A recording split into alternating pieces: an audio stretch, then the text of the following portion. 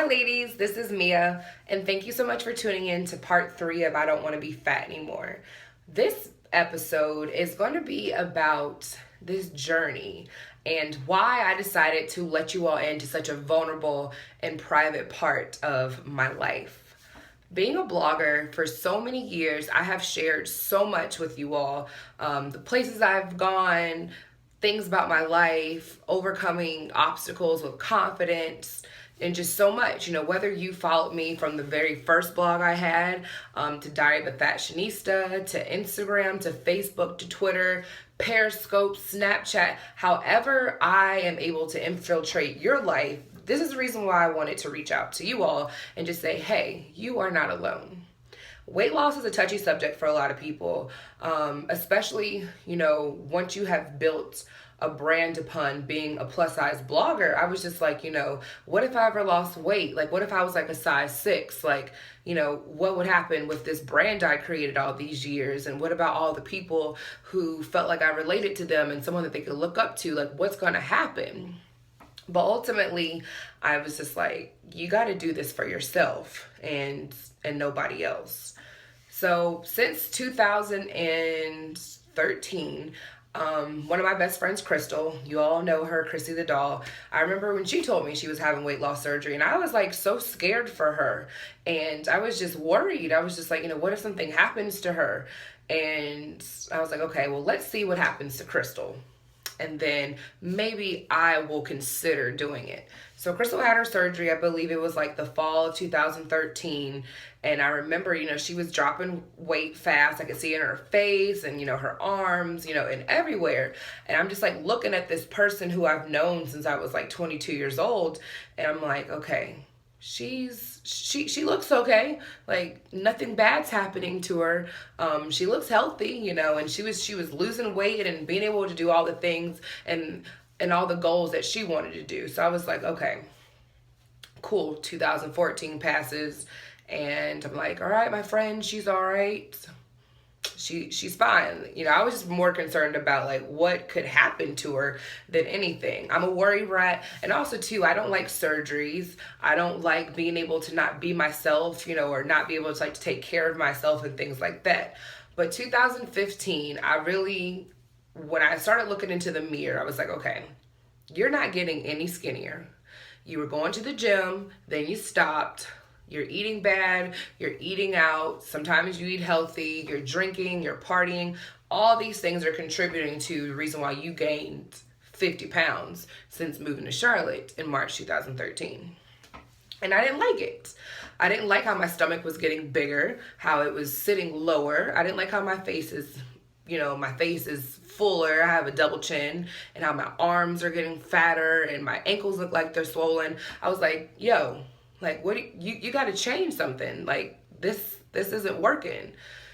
And ultimately, I didn't like the way I was looking in clothes. So being a blogger, being someone who loves makeup and fashion, and you really aren't able to fit into things that you thought you could fit in, and you go from a 2X to a 3X, and you're like, okay, what do I do?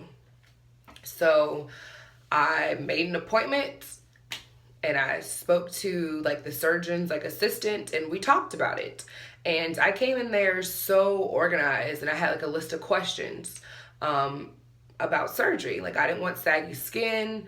I didn't want any of that. But these are all, that's just one thing that's still one of my worries, but we'll talk about that later. But yeah, losing weight and sharing this story with you all was important to me because I wanted to take you all on just another leg of, the evolution of Mia. You all have been there for me since the beginning of blogging, before blogging was cool, before blogging was even something that anyone even knew about. But I actually didn't really share my story with you all until a lot later, because I wanted to make sure that weight loss surgery, getting VSG, was really the option that I wanted to pursue. Because my first appointment was in October, and I don't think I even said anything about getting surgery until like December, or even maybe this month with my readers and stuff.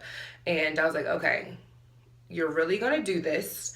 You went to all these appointments. You've already invested so much money and accumulated some doctor bills. You really have to follow through with this. And I have really good people who I look up to and I kind of consider to be my weight loss mentors, who just kind of reassure me like, hey, your health is the most important thing. And hey, you'll find a way to pay for it. You'll find a way to, to recover from this, but you're going to be okay. I have never imagined that saying that I was going to lose weight would allow so many people to kind of come out of the woodworks and say, hey, I'm having my surgery next week, or hey, I had this surgery 2 years ago. And I'm just like, wow, it's like a whole nother little weight loss club I never even knew existed until I, kind of stood on this pedestal and said, hey, I'm having weight loss surgery. And that's really what it was.